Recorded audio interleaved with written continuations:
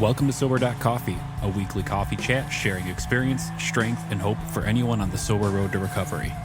You can download Sober.Coffee weekly on all podcast platforms and check us out on Instagram at Sober.Coffee Podcast and on Twitter at Sober.Coffee Pod. To learn more about us and to help support these sessions, visit online at Sober.Coffee. Here are your hosts, two guys on their own path to recovery, Mike and Glenn. Let's join them at the coffee shop. Audio Hive, Chicagoland. We are in the new studio, and there's been some construction and painting. I can smell some fresh paint. And we're, I think, expanding from audio to maybe doing some video. I think we've been talking about that for a while, and I see a lot of video cameras around. You know, I got a face made for audio. I don't know if this is going to... How you doing, brother? We haven't been in here a while, and it's great to see. I got my sobriety is my superpower T-shirt on. You're just a walking billboard for a better way to live. I am cautious where I wear this, though. Yeah, right. I don't wear this at church. Well, you could. Yeah, no, the church I go to. Come as you are. You're absolutely right. I love it. Yeah. Because I need it. You know? So what's going on today, man? Well, you know, I invited a friend of mine, Tommy. Table for three? Yeah, table for three. Invited my friend Tommy. So I thought, you know, we usually start out by doing some housekeeping, and I think it's funny in the intro it says, to learn more about us, go to Sober.Coffee. Okay, look, they found out about us, right? So they're already listening to us. So yeah, but there's details. There's some deets. Okay, there's some deets on Sober.Coffee, and it's not Sober.Coffee.com like a lot of people think. Like, you can't find it at Sober.Coffee.net. No, just Sober.Coffee. Exactly right, Mike. Because we're that cool. But there's a lot of stuff on there. During episodes, we reference books, websites, people, and it's a great resource room, and you take care of that, man. What a rock star for the most part, what we mention, we try and get a link in the resource room. So there's a lot on there. Yeah, and you're gonna find a resource. This is my segue. I'm really good at segues. I read a book, Segway for Dummies. Wait, Segway is what you drive around the city, right? No. This is a grammatical term. Segways for Dummies. So, you know, here's something you're going to find in our resource room. And you're going to look at it first, you're going to go, what? And it's called Done with Stuck. What? Done with Stuck. I'm just done with stuck. I think if somebody was more creative, it would be, I'm just freaking done with stuff. Like being stuck? Stuck, Stuck is something like stuck done in a with rut. Stuck, yes. Done with stuck. So I love that word. It reminds me, I was in a 54-day day hospital program at Rush in Chicago, right? And there was a guy in there, and it was like for high functioning. I was in there because I was stuck in booze. But there were people in there that didn't have a booze problem, but they were stuck. Sure. And there was a guy who was doing his PhD thesis. I think that's what it's called. And he was stuck. He couldn't write the next word. Wow. And he spent months trying to write a word. Wow. And he was done with stuck, but I'm looking forward to digging in here. Did he get unstuck? He did. Okay. He did. Now he's a doctor, and it's amazing. So at times we do get stuck. Yeah. So I'm looking forward to hearing about done with stuck. Yeah. Tommy, welcome, man. Tommy, welcome. Hey guys, it's so good to be here with you. And I can't tell you how much I feel that not being able to write one more word thing.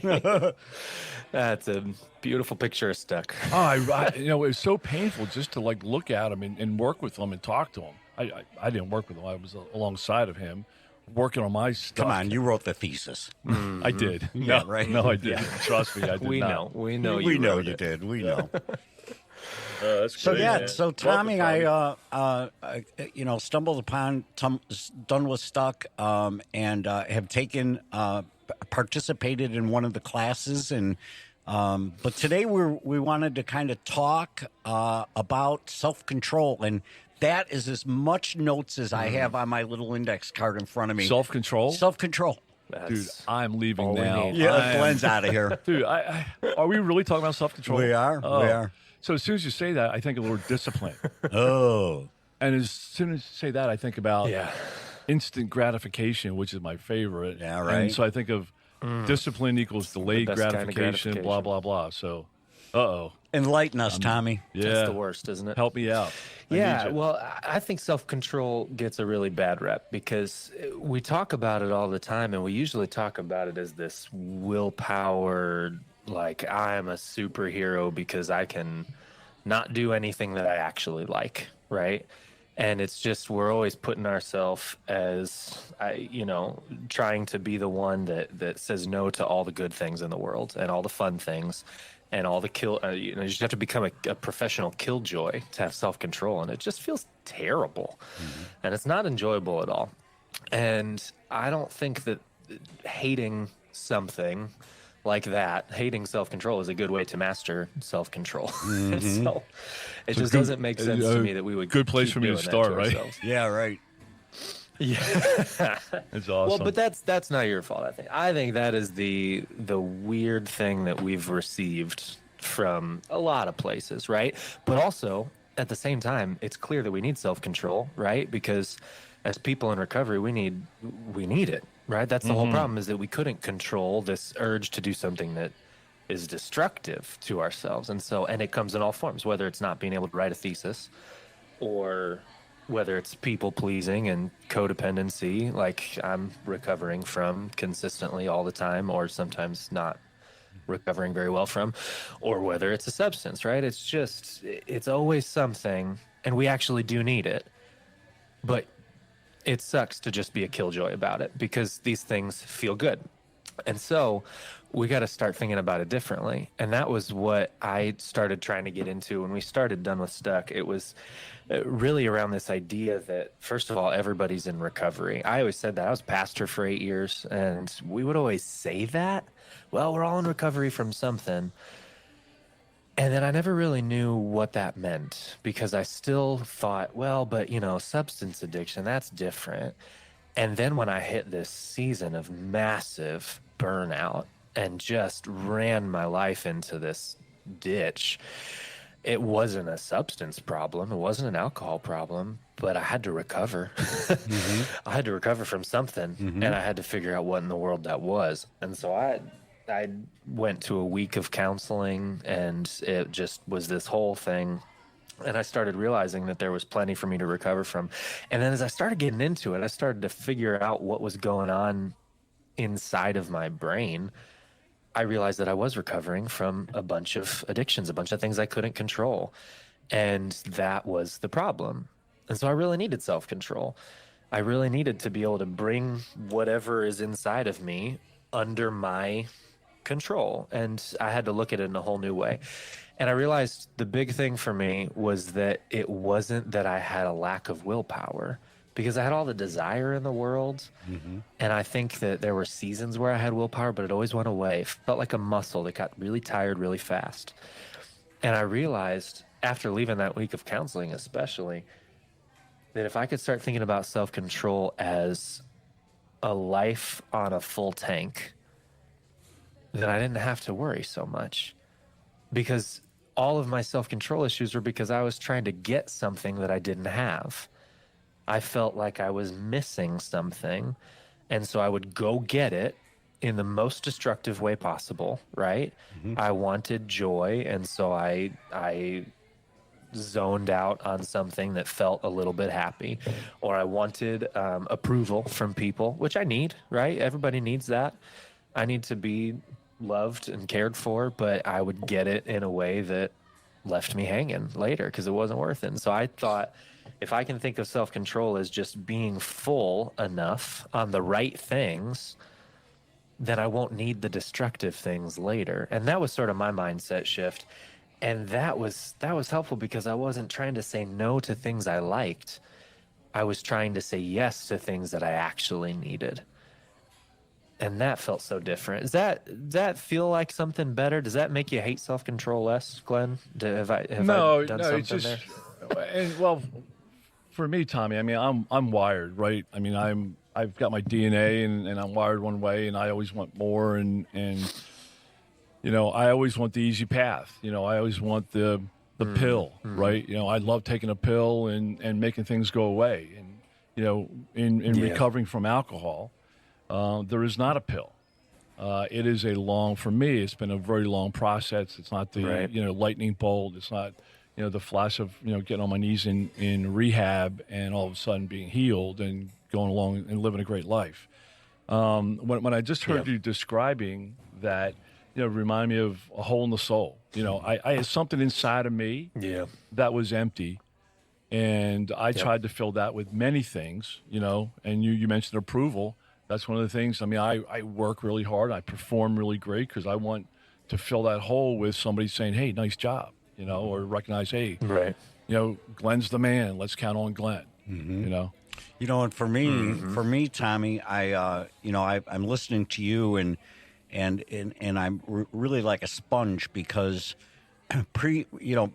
first to get to the point I'm at now, I had to first stop drinking, right? I had to stop doing the destructive behavior, and that's the first requirement for me and the first step for me.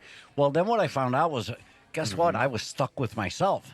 Right. So here I am. Okay, great. I'm not drinking, I'm not peeing myself anymore, but I'm stuck with me. And now all of a sudden these things that you talk about are so relevant to me because now I'm beginning to dig down and say, do I have issues that have made me stuck? At least now I can see them clear. So I love the life on a full tank thing. Expound on that a little bit. Yeah, well, the funny thing is, and this is some of the challenge with, sobriety and recovery, right? If you think about it in technical terms, I know sometimes we use them interchangeably, and that's great, and it doesn't matter. But if you think about sobriety and recovery and being different, sober is I'm not doing the thing I'm not supposed to do, and recovery is I'm a whole human again, and I'm becoming the person I'm supposed to be and I can be, and all of that. If we place them as different things like that, sure. Then sobriety, or at least just self-control in the negative sense that we were talking about before, that willpower idea is like, okay, well, I saw the cookie the other day and I wanted the cookie, but I chose not to eat the cookie because of sheer force of will, and I'm amazing, right? And I'm not saying that's not real, but it's not reliable, because if the real pathway to recovery was to have more self-control, then I would have to control myself more, because controlling myself more, though, would take more self-control. And it just would be this never-ending, like, well, where is it coming from? A cycle. Right. I can't just drum it up out of nowhere, and I can't just go to the gym and practice my self-control unless I dangle cookies in front of my face and say no all the time. And I'd probably just get really angry at whoever was helping me with that. So we have to do this tank thing instead. And the reality is, willpower, actually, they have realized, they've done some studies on this. It's amazing. It actually does function a little bit like a tank, right? And it's not just a muscle that gets tired. It's like I have energy levels and they just go away, because we actually do have very different chemical levels of things that we need, and they do different things for us, whether it's motivation or joy or calm and contentment. All of these things are somewhere in us chemically. And so that's this tank that we have, and there are nozzles on the tank, and that's a really good thing, right? I play with my kids. Something comes out of the tank, and that's worth it. I give mental and physical energy at work. I care for a friend that really needs me. I pay attention to my spouse or my other friend, or, I mow my grass. Like, anything takes energy out of me. And the tank is what I have to give. It's a lot of things. I mean, it's some willpower, but it's joy and energy and motivation and passion and interest and love and all of those things, right? But we all know we have this tank, and we know we have the tank because we know when it's empty. And when we're empty, we have no choice in the matter, right? If I don't have what I need, if I'm starving for either sugar or food, I want the cookie, and I'm going to eat the cookie, man. I'm going to eat 10, because life is relentless, and all these nozzles have all poured out all of my energy and motivation and attention and joy. All of it's gone. And that nozzle's wide open because I never turn it off, maybe, right? And I just give and give and give, or run and run and run because I think I'm a superhero, and then nothing's left inside. And then what happens? I perform poorly. I'm relationally absent. My attention's gone. And eventually I just snap, and I do the thing that I didn't want to do, that I said I would never do, because I had no other choice. I had to get the things that I needed back, because I can't run on fumes. I wasn't built that way. And it never, ever works. But then those desperate attempts, it's like, spitting into this tank, trying to fill it up. And it's never going to work, because usually the most attractive things to fill my tank, the pills that make it go away, those never actually fill the tank. They're the least helpful things. Right. And they're the most destructive things. Yeah. Right. So how do you fill the tank, Tommy? Yeah, I think the biggest thing is knowing what we actually do need. Because if we start acting like self-control is about better preparation for these moments where we need it, instead of just better performance in the moment, then we'll actually get the things in advance, and we can choose the right things to fill the tank. And I think the two biggest things in the world, for every single human, are joy and attachment. And I say that because the scientists said it. I didn't make it up. And this is amazing, actually, because joy and attachment, they're two neurological things. We think of joy as just an emotion, right? But joy is actually one of the first emotions that we learn to experience as a baby, okay? So joy is like the second thing on top of, am I going to stay alive or not? That's the first thing in a baby's brain, right? It's the most important thing. If I can't stay alive, well, then what am I doing, right? So that's all your survival instincts. But this next thing is, a baby can tell if whoever is caring for it is filled with joy or, get this, disgust. There are two options. There's no nuance. There's no middle ground. It's just, you're either joyful when you're around me or you're disgusted with me. Joy and disgust are the two most powerful forces in the human heart. They Actually, definitely seem brain. like opposite ends of the spectrum. Right. I've seen. Right. And it's not joy and hate. It's it's joy. It's joy and disgust. Yeah. It's, you are, you're not worth it to me, or you're worth everything to me, and I love you and I care about you. And so that's like literally just smiles and warm voices and physical touch. All of those things as a baby are really important. And the thing is, we're just more developed babies, right? We're not different. We haven't grown out of our need for joyful faces, people that know us and care about us and look at us and smile when we get into a room because they're happy we're here. We actually desperately need that. I mean, the worst thing that I know the worst thing that I could imagine, and I think the worst thing that all of us could imagine, is to be utterly alone or helpless or hopeless. Like, I don't, if nobody knows me, then what am I doing? That is hopelessness. And so that joy, somebody seeing me and being glad to see me, and then also this idea of attachment, which is the strongest force in the human brain. It is the thing that binds people together. You hear a lot about early attachment styles, maybe, and if you've ever heard about it with, you have these 4 different attachment styles, and it all makes sense when you talk about actually having a caregiver and a parent, and you can grow up with avoidant attachment or anxious attachment or secure attachment, all of that. But the point behind it is, do you have somebody that will care for you when things are hard? Do you have somebody that is bonded to you, that you know the good parts about them and the bad parts about them, and they know the same about you? And are they going to love you when things are bad?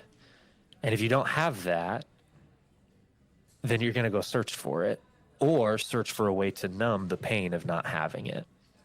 And that's just what happens every time. When we don't have joy and attachment and the other things we need, purpose and meaning, and all of those things are important too. Like, if you think about the big ticket items for a healthy and whole life, if you don't have those things, you will either go search for them in the most destructive way possible, the quickest way and the destructive way, or you will look for something that will numb the pain of not having them. So how does one acquire joy and attachment if I feel I don't have that? Right? You're telling me that's going to fill my tank, this joy and attachment. So how do I develop an exercise that allows joy and attachment to be in my innermost being?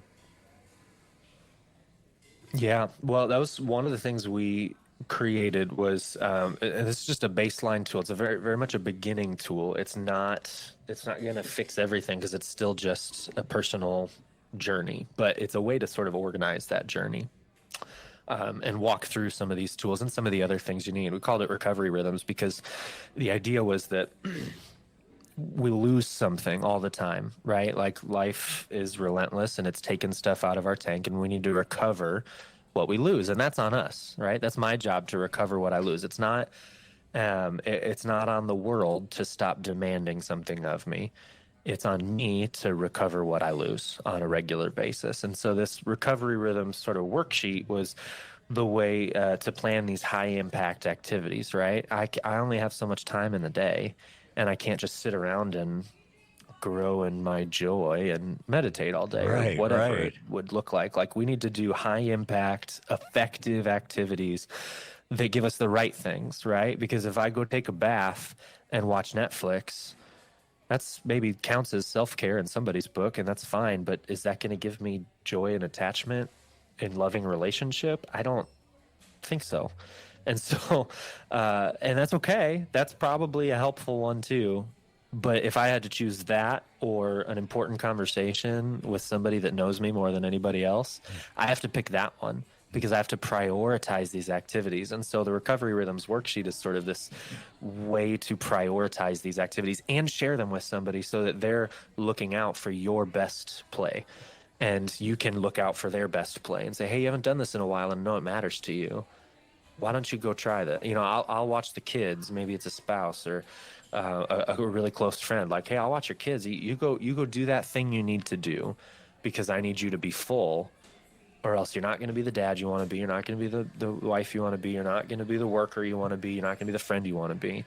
And so it's planning these high impact activities, and specifically ones that move you toward joy and attachment, loving relationships, vulnerable relationships with people where you can be honest and where they know that you're there. They know that they care about you, and you know that, and they're growing in intimacy and closeness and all of that. Like, that is the thing. It's connection with other people that keeps our tank full, as long as it's the right kind of friendships. Love that. Yeah, so just pulling out a couple words here. One is willpower.